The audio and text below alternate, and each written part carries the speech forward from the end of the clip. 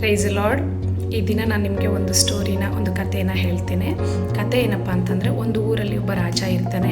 ಆ ರಾಜ ಹೀಗೆ ಇರ್ತಾ ಇರಬೇಕಾದ್ರೆ ಒಂದು ದಿನ ಆಲೋಚನೆ ಮಾಡ್ತಾನೆ, ನಾನು ಕಾಡಿಗೆ ಹೋಗಿ ಬೇಟೆ ಆಡಬೇಕು ಅಂತೇಳಿ. ಆ ಆಲೋಚನೆನ ಮಾಡಿ ಅವನ ಜೊತೆಲಿದ್ದಂಥ ಅವನ ಕೆಲಸಗಾರನಾದ ಸೈನಿಕನಿಗೆ ಹೇಳ್ತಾನೆ, ಸೈನಿಕ ನಾವಿವತ್ತು ಬೇಟೆ ಆಡಲಿಕ್ಕೆ ಹೋಗೋಣ ಅಂತ. ಓಕೆ ಆಯಿತು ಅಂತೇಳಿ ಇಬ್ಬರು ಎಲ್ಲ ಸಿದ್ಧ ಮಾಡಿಕೊಂಡು ಬರ್ತಾ ಇರಬೇಕಾದ್ರೆ ಕಾಡೊಳಗೆ ಎಂಟರ್ ಆದಾಗ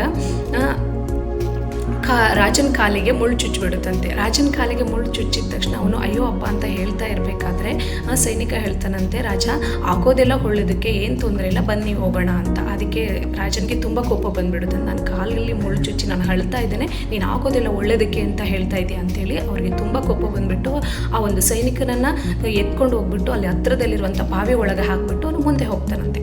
ಮುಂದೆ ಹೋಗ್ತಾ ಇರಬೇಕಾದ್ರೆ ಅಲ್ಲಿ ಕಾಡಲ್ಲಿದ್ದಂಥ ಎಲ್ಲ ಜನರು ಏನು ಮಾಡಿಬಿಡ್ತಾರೆ, ರಾಜನನ್ನು ಹಿಡ್ಕೊಂಡ್ಬಿಟ್ಟು ಬಲಿ ಕೊಡೋಣ ಅಂತೇಳಿ ಕರ್ಕೊಂಡು ಹೋಗ್ತಾರಂತೆ. ಕರ್ಕೊಂಡು ಹೋಗೋದಕ್ಕೂ ಮುಂಚೆ ಅವರಲ್ಲಿ ಒಂದು ಪದ್ಧತಿ ಇರುತ್ತಂತೆ, ಆ ಬಲಿ ಕೊಡುವಂಥ ವ್ಯಕ್ತಿಯ ಶರೀರದಲ್ಲಿ ಎಲ್ಲೂ ಸಹ ಒಂದು ಡ್ರಾಪ್ ಬ್ಲಡ್ ಹೊರಗಡೆ ಬರಬಾರ್ದು ಅಂತ. ಆ ಬಾಡಿನ ಅವರು ಚೆಕ್ ಮಾಡ್ತಾ ಇರಬೇಕಾದ್ರೆ ಕಾಲಲ್ಲಿ ಮುಳ್ಳು ಚುಚ್ಚಿ ಅವನಿಗೆ ಬ್ಲಡ್ ಬರ್ತಿರೋದನ್ನು ನೋಡಿಬಿಟ್ಟು ಅವರು ಅವನನ್ನು ರಿಜೆಕ್ಟ್ ಮಾಡ್ತಾರೆ, ನೀನು ಎಲಿಜಿಬಲ್ ಇಲ್ಲ, ನಿನ್ನನ್ನು ಬಲಿ ಕೊಡಲು ಹೋಗ್ಬಿಡು ಅಂತ. ಅವರು ವಾಪಸ್ ಬರ್ತಾ ಸ್ಟ್ರೈಟಾಗಿ ಬಂದುಬಿಟ್ಟು ಆ ಸೈನಿಕನನ್ನು ಆ ಬಾವಿ ಒಳಗಿಂದ ಮೇಲ್ಗಡೆ ಎದ್ಬಿಟ್ಟು ಸೈನಿಕನಿಗೆ ಹೇಳ್ತಾನೆ, ಸೈನಿಕ ದಯವಿಟ್ಟು ನನ್ನನ್ನು ಕ್ಷಮಿಸೋ, ಮುಳ್ಳು ಚುಚ್ಚಿ ನನಗೆ ಒಳ್ಳೆಯದೇ ಆಯಿತು, ಈ ರೀತಿ ಬಲಿ ಕೊಡ್ತಾ ಇದ್ರೆ ನನ್ನ ತಪ್ಪಿತು ಅಂತ ಹೇಳ್ತಾನಂತೆ. ಅದಕ್ಕೆ ಸೈನಿಕ ಹೇಳ್ತಾನೆ, ರಾಜ ನೀನು ನನಗೇನು ಸಾರಿ ಕೇಳೋ ಅವಶ್ಯಕತೆ ಇಲ್ಲ, ಯಾಕೆಂತಂದರೆ ನೀನು ನನ್ನನ್ನು ಇಲ್ಲಿ ಹಾಕಿ ಹೋಗಿದ್ದು ಒಳ್ಳೇದಾಯಿತು, ಇಲ್ಲ ಅಂದಿದ್ರೆ ನಿನ್ನ ಬದಲಾಗಿ ನನ್ನನ್ನು ಬಲಿ ಕೊಟ್ಬಿಡ್ತಾ ಇದ್ರು ಅಂತ. Okay, moral of the story is, ಆಗುವುದೆಲ್ಲ ಒಳ್ಳೆಯದಕ್ಕೆ, ನಮಗೇನೆಲ್ಲ ಆಗ್ತಾ ಇದೆ ಅದೆಲ್ಲ ಒಳ್ಳೆಯದಕ್ಕೆ, ನಮ್ಗೆ ಒಳ್ಳೆಯದಕ್ಕೆ ಅಂತೇಳಿ.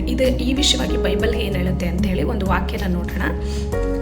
ರೋಮಪುರದವರಿಗೆ 8ನೇ ಅಧ್ಯಾಯ 28ನೇ ವಾಕ್ಯದಲ್ಲಿ, ಇದಲ್ಲದೆ ದೇವರ ಸಂಕಲ್ಪದ ಮೇರೆಗೆ ಕರೆಯಲ್ಪಟ್ಟು ಆತನನ್ನು ಪ್ರೀತಿಸುವವರ ಹಿತಕ್ಕಾಗಿ ಎಲ್ಲ ಕಾರ್ಯಗಳು ಅನುಕೂಲವಾಗ್ತದೆ ಎಂದು ನಿಮಗೆ ಗೊತ್ತದೆ. ಏನು?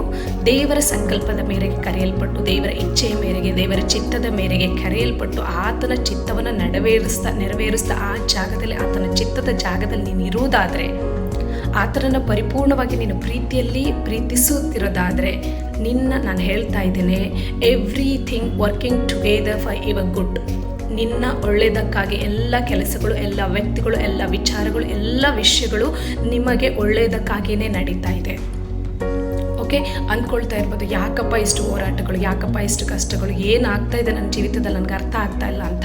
ಆದರೆ ದೇವರ ಸಂಕಲ್ಪದ ಮೇರೆಗೆ ನೀನು ಕರೆಯಲ್ಪಟ್ಟು ದೇವರನ್ನು ಪ್ರೀತಿ ಮಾಡೋದಾದರೆ 100% ಎಲ್ಲ ಕೆಲಸಗಳು, ವ್ಯಕ್ತಿಗಳು, ವಿಚಾರಗಳೆಲ್ಲವೂ ಅನುಕೂಲವಾಗ್ತದೆ. ನಿನ್ನ ಲೈಫನ್ನು ದೇವರು ಅಪ್ಸ್ ಆ್ಯಂಡ್ ಡೌನ್ ಆಗಿ ಮಾಡ್ತಾರೆ. ಆ ಪರಿಸ್ಥಿತಿನ ನೀನು ಮಾರ್ಪಡಿಸ್ತಾರೆ. ಎಲ್ಲ ಕಾರ್ಯಗಳನ್ನು ಆತನು ಮಾರ್ಪಡಿಸ್ಬಿಟ್ಟು ನಿಮ್ಮನ್ನು ಉನ್ನತಿಗೆ ತರ್ತಾರೆ. ಯಾಕೆಂತಂದರೆ, ನಾನು ನಿನ್ನನ್ನು ಎಂದಿಗೂ ಕೈ ಬಿಡೋದಿಲ್ಲ, ಎಂದಿಗೂ ತೊರೆಯೋದಿಲ್ಲ ಅಂತ ಹೇಳಿದ ದೇವರು ಸದಾಕಾಲ ನಿನ್ನ ಜೊತೆಯಲ್ಲಿರುವ ಆತನಾಗಿದ್ದಾನೆ. ಆತನು ನಿತ್ಯವೂ ನಿನ್ನ ಬಗ್ಗೆ ಚಿಂತಿಸ್ತಾನೆ. ನಿನ್ನನ್ನು ಆಶೀರ್ವದಿಸಬೇಕು ಎನ್ನುವುದೇ ಆತನ ಇಚ್ಛೆ. ನಿನ್ನ ಪರಿಸ್ಥಿತಿಗಳು ಇದ್ದ ಹಾಗೆ ಇರುವುದೇ ಇಲ್ಲ. Okay, god bless you.